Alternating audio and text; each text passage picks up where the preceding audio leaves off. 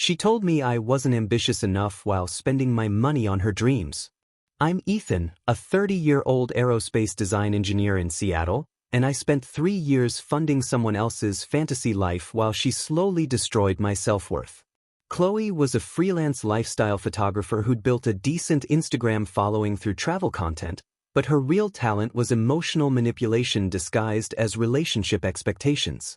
Every time I prioritized my passion project of building custom racing drones over her content creation needs, she'd weaponize breakup threats like a master strategist operating from a playbook I never knew existed. I'd be in my workshop, carefully calibrating flight controllers or testing new motor configurations for my latest quadcopter build, completely absorbed in the precision work that had fascinated me since college, when she'd storm in with her phone showing me DMs from wealthy followers offering exotic trips and designer gifts. She'd wave these messages in front of me like evidence of my inadequacy, saying things like how she could be with someone who actually appreciated her ambition and creative vision, or how other men understood what it meant to support their partner's dreams without holding them back. The irony wasn't lost on me that her dreams required my steady engineering salary and financial support while mine apparently didn't matter at all in her grand scheme of building her personal brand and social media empire. I always caved to these threats, abandoning my precision engineering projects to fund her expensive camera equipment, professional lighting setups, editing software subscriptions, and the lifestyle she needed to maintain her carefully curated online presence that attracted thousands of followers. She contributed inconsistently through sporadic brand partnerships that brought in maybe $800 a month on good months, but somehow I was always the one covering her $3,000 downtown loft rent, her BMW lease payment, organic groceries from Whole Foods, and the constant stream of designer props and outfits she claimed were essential business investments for maintaining her aesthetic and professional image. The manipulation pattern was so subtle and expertly executed that I didn't recognize it for what it was until years later when I finally had the emotional distance to analyze the psychological tactics she'd employed. She'd start conversations about our future together, talking about marriage and shared goals and building something meaningful, then seamlessly transition into complaints about my apparent lack of ambition or vision for our life together. According to her carefully constructed narrative, I was holding us both back by focusing on my hobby drone projects instead of climbing the corporate ladder faster or starting some revolutionary tech company that would fund her increasingly expensive lifestyle dreams and content creation needs. She'd compare me to other men in her Instagram comments, successful entrepreneurs and influencers who understood that real men invested in their partner's success without question or hesitation or petty concerns about money. The comparisons always stung because they were designed to make me feel small and inadequate, like I was failing as a boyfriend and provider by not immediately liquidating my retirement savings to fund her next creative venture or spontaneous trip to capture content in exotic locations. Looking back, I realized she trained me to panic every time she mentioned leaving, turning my genuine fear of abandonment into a reliable funding mechanism for her increasingly expensive taste in everything from artisanal coffee subscriptions to weekend trips that generated content for her followers but systematically drained my carefully managed savings account.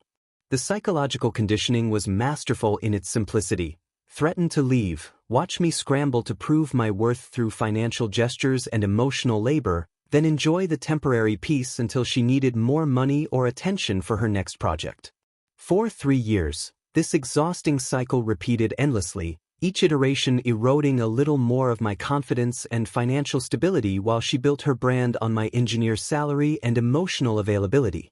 The breaking point came on a Tuesday evening while I was deep in my workshop, surrounded by circuit boards and precision tools, working on calibrating flight controllers for my latest racing drone build. I was in that perfect engineering flow state, completely absorbed in adjusting the gyroscope sensitivity and testing motor response times, when Chloe burst through the door with her phone already in my face showing me some Instagram event invitation. She demanded that I abandon everything immediately to accompany her to an influencer yacht party in the San Juan Islands that could supposedly land her a major sponsorship deal with some luxury travel brand. According to her breathless explanation, this was the opportunity she'd been waiting for, the connection that would finally catapult her career to the next level and make all my financial investment worthwhile.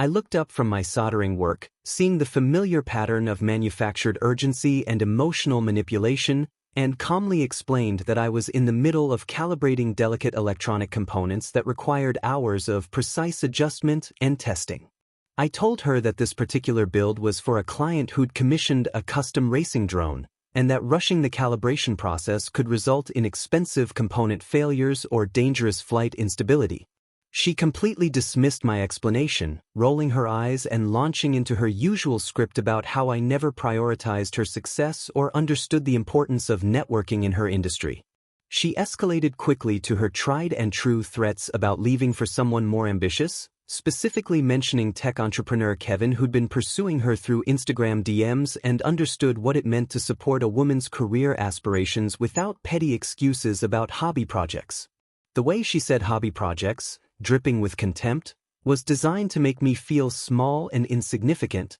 like my engineering work was just some basement tinkering instead of actual skilled technical development. For 3 years, this exact scenario had played out dozens of times, always resulting in me dropping everything to accommodate her immediate demands and validate her sense of importance. But something was different this time, maybe because I was finally tired of being treated like an on-call funding source, or because I'd started to recognize the manipulation tactics for what they really were. Instead of my typical panic response and frantic scrambling to reassure her of my commitment, I calmly looked up from my precision work, set down my soldering iron with deliberate care, and said something that surprised us both. I told her that the door was right there and she should use it if she genuinely believed Kevin or anyone else could offer her something better than what we had together. The words came out steady and matter-of-fact, without anger or desperation, just a simple statement of reality that cut through years of emotional conditioning and manipulation. Her face went through a series of expressions, starting with shock that I wasn't immediately capitulating to her demands, then confusion as she tried to process this unexpected response to her usually effective threats, and finally genuine panic as she realized that her primary manipulation tactic had just completely failed. She stood there for several long seconds, probably waiting for me to take it back or start begging her not to leave, but I just returned to my calibration work as if she'd never interrupted me at all. After Chloe stormed out that evening, slamming the door so hard that my precision instruments rattled on their shelves, I experienced something I hadn't felt in 3 years, complete mental clarity and genuine peace in my own space. The silence that followed her dramatic exit wasn't the uncomfortable tension I'd grown accustomed to, but rather a profound relief that allowed me to think clearly for the first time in months. I sat in my workshop, surrounded by my drone components and engineering projects, and realized that the constant background stress of managing her emotional volatility and financial demands had been suffocating my actual goals and ambitions. Instead of wallowing in self-doubt or second-guessing my decision, I immediately channeled my newfound energy into the neglected aspects of my life that had been slowly dying under the weight of her demands. The very next morning, I enrolled in an advanced avionics certification program that I'd been putting off for over a year, a specialized course that could boost my salary by $25,000 and open doors to senior engineering positions at aerospace companies like Boeing or SpaceX.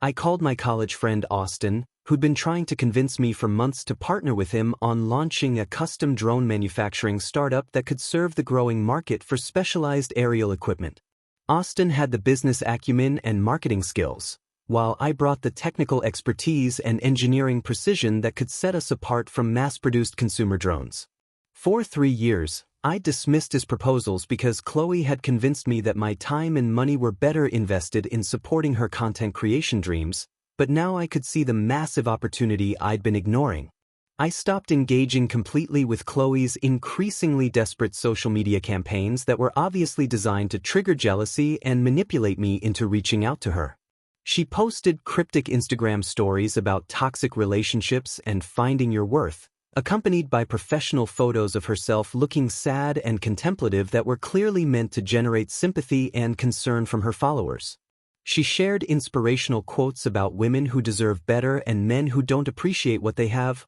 all while posting throwback photos of us together with captions about learning to value yourself. The psychological manipulation was transparent once I had the emotional distance to recognize it for what it was, but I refused to take the bait or give her the reaction she desperately wanted. Without her monthly financial drain of $3,200 covering her rent, car payment, shopping habits, and lifestyle maintenance, I was suddenly saving substantial money for the first time since we'd started dating. I could actually see my bank account growing instead of watching it get systematically depleted by someone else's expensive taste and poor financial planning. More importantly, I rediscovered my genuine passion for aeronautical innovation that had been slowly suffocated by years of constant relationship drama and emotional manipulation. I started spending evenings in my workshop again, not as an escape from relationship conflict, but as a creative outlet that brought me genuine satisfaction and professional development.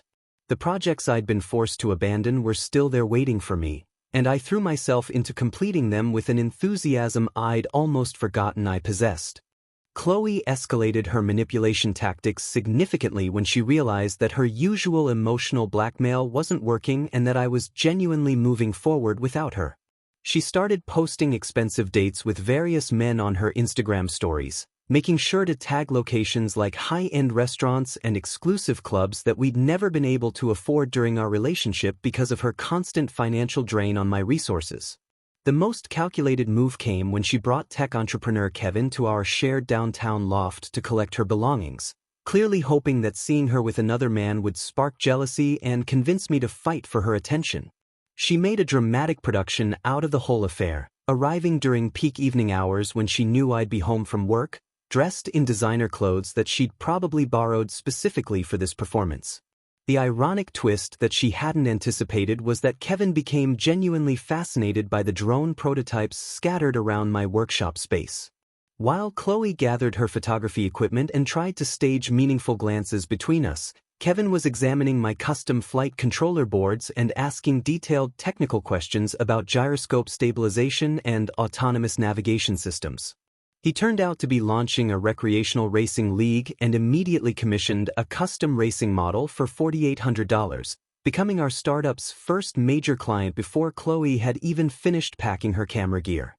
The transaction happened right there in front of her, with Kevin writing me a check while discussing specifications for a high-performance racing drone that could handle advanced maneuvers and precision flight patterns. Meanwhile, Austin and I officially launched our precision drone company with a contract from a Seattle search and rescue team who needed specialized equipment for wilderness operations and emergency response situations. The professional validation felt infinitely more rewarding than any relationship drama I'd been managing for the past 3 years. We were solving real problems with innovative engineering solutions, creating products that could actually save lives rather than just generating social media content for people seeking attention and validation. The business success gave me a sense of purpose and accomplishment that I'd been missing while pouring my energy into someone else's superficial aspirations. I found myself working late into the evening again, but this time it was because I was genuinely excited about the projects we were developing rather than hiding from relationship conflict in my workshop. The financial independence was equally satisfying, knowing that every dollar I earned was going toward building something meaningful rather than subsidizing someone else's expensive lifestyle and poor money management decisions. For the first time in years, I could make business investments and personal purchases without calculating how they might affect Chloe's monthly allowance or wondering whether I could afford both her demands and my own basic needs. 2 months after our breakup, Chloe invited me to her cousin's wedding in Napa Valley, and I initially declined until she explained that her family was expecting me and asking questions about why I never came around anymore. I suspected she was planning to showcase our supposedly perfect relationship through carefully orchestrated social media content for her followers, but I decided to attend out of curiosity about what kind of performance she'd put on. The wedding reception was held at an upscale vineyard with gorgeous mountain views that would photograph beautifully for Instagram content, exactly the kind of backdrop that Chloe loved for creating her lifestyle brand imagery. She spent the entire cocktail hour positioning us for photos and posting Instagram stories that showed us laughing and dancing together, creating a narrative of relationship bliss that was completely fabricated for her online audience. The facade started cracking when her younger brother Noah, who was 22 and had been following her social media closely, publicly questioned why she'd been posting romantic dinners with different men over the past few weeks if we were still together. He'd seen her Instagram posts with Kevin and several other guys, all tagged at expensive restaurants with captions about date nights and finding someone who treats you right. Her entire family turned to look at us as Noah pulled out his phone and started scrolling through her recent posts, pointing out the obvious contradictions between her claims of being in a committed relationship and her documented single lifestyle. Her parents, aunt, uncle, and cousins all gathered around Noah's phone as he showed them post after post of Khloe with different men, each one carefully crafted to suggest romantic involvement and upscale dating experiences. The embarrassment on Khloe's face was immediate and intense as her family confronted the evidence of her deceptive social media narrative in real time. Her mother asked directly why she was posting pictures with other men if we were together, while her father wanted to know if she'd been lying about our relationship status to manipulate them emotionally and financially. It turned out that she'd been telling her family that I was controlling and financially abusive, which explained why they'd been so cold to me when I arrived at the wedding reception. Her cousins started asking pointed questions about whether any of her relationship drama on social media was actually real or just manufactured for content and attention from her followers. The evening became a complete disaster when her grandmother, who'd always liked me, started crying because she thought we'd broken up and Khloe hadn't told anyone in the family what was actually happening in her life.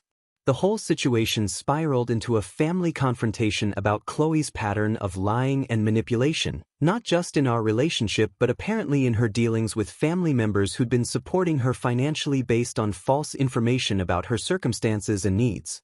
3 weeks after the wedding disaster, Khloe became increasingly desperate and decided to stage what would become her most spectacular public failure yet. She announced on her Instagram that she was going live to discuss toxic relationships and finding your worth, clearly planning to position herself as an empowered woman leaving a limiting relationship for her thousands of followers who had been following our drama through her carefully curated posts. I came home from my avionics certification exam to find her in our loft with professional lighting equipment set up, ring lights positioned perfectly, and her phone mounted on a tripod for what was obviously going to be a performance designed to generate sympathy and validate her victim narrative. She was wearing a designer dress that I'd never seen before, her makeup was flawless despite the tears she was attempting to produce, and she'd arranged our shared space to look like the backdrop for some kind of lifestyle intervention or empowerment moment. When she saw me walk through the door, she immediately started her live stream, speaking directly to her audience about how hard it was to leave someone who didn't support your dreams or understand your worth as an independent woman. She talked about feeling suffocated by traditional relationship expectations and needing the courage to choose herself over settling for someone who couldn't match her ambition or vision for the future. The performance was actually impressive in its calculated manipulation, hitting all the right notes about female empowerment, toxic masculinity, and choosing your own path that would resonate with her followers and generate the kind of engagement that could boost her influence marketing opportunities. What she hadn't anticipated was my complete lack of interest in participating in her dramatic production. Instead of the emotional breakdown or desperate pleading that would have validated her narrative, I casually asked if she needed help loading her designer luggage into whatever rideshare she'd called. The comments section exploded as her viewers realized that I wasn't playing the role of devastated ex-boyfriend that her story required, and several people started asking why I seemed so calm and unbothered by this supposedly earth-shattering breakup moment. Her carefully constructed narrative began falling apart in real time as I offered practical assistance with her departure rather than the emotional reaction that would have justified her elaborate social media production.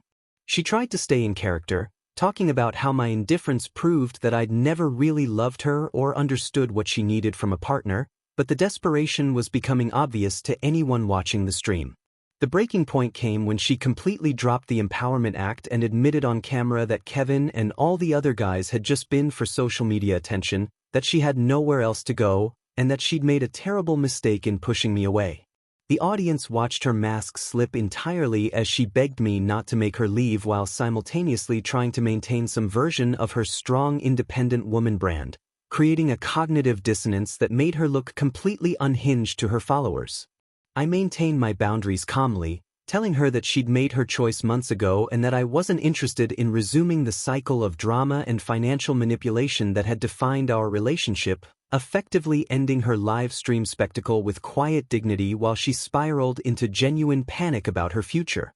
1 year later, my life had transformed beyond anything I could have imagined during those 3 years of funding Chloe's fantasy lifestyle. Our drone company had grown to 6 employees with military contracts for specialized surveillance equipment, and I'd received a promotion to senior aerospace engineer at my day job, bringing my total income to levels that would have supported Chloe's expensive taste without any financial stress. The irony wasn't lost on me that I'd achieved the ambition she'd constantly claimed I lacked, but only after removing the constant drain of her emotional manipulation and financial demands that had been holding me back. I was dating Maya, a brilliant robotics specialist who worked at a successful autonomous vehicle startup and shared my passion for engineering precision and innovation. Maya had her own impressive career accomplishments and never expected me to fund her lifestyle or validate her worth through expensive gestures, creating the kind of partnership that Chloe had claimed to want but could never actually participate in. When Chloe approached me at a Seattle Tech Expo where our company was showcasing our latest search and rescue drones, I barely recognized the confident woman who had once made me feel inadequate about my engineering career. She was working as a marketing coordinator for a nonprofit environmental organization, wearing professional attire instead of designer outfits, and her entire demeanor was different from the entitled influencer persona she'd cultivated during our relationship. She apologized sincerely for her manipulative behavior and acknowledged that she'd been using our relationship as a financial safety net while exploring other options for someone who could fund her lifestyle dreams. She explained that losing me had forced her to confront her pattern of emotional manipulation and financial dependency, leading her to therapy and eventually to building an actual career instead of relying on social media influence and other people's money. The conversation was surprisingly mature and reflective, with Chloe taking genuine responsibility for the damage she'd caused rather than trying to shift blame or manipulate me into giving her another chance. She expressed genuine admiration for the success I'd achieved and admitted that she'd never truly appreciated the stability and dedication I'd offered during our relationship. Maya appeared beside me during our conversation, sliding her hand into mine naturally while introducing herself to Chloe with professional courtesy and genuine warmth. The contrast between the two women was striking, with Maya's confident authenticity highlighting just how performative and calculating Chloe's personality had been during our time together. As we walked away from that encounter, I realized that calling Chloe's bluff that evening in my workshop had been the most valuable lesson I'd learned about relationships. The right person builds you up instead of tearing you down for control, supports your goals instead of competing with them, and contributes to the relationship instead of treating you like a resource to be exploited. Maya and I were planning to move in together the following month, and I'd started looking at engagement rings, not because I felt pressured to prove my commitment, but because I'd found someone who made me want to build a shared future based on mutual respect and genuine partnership.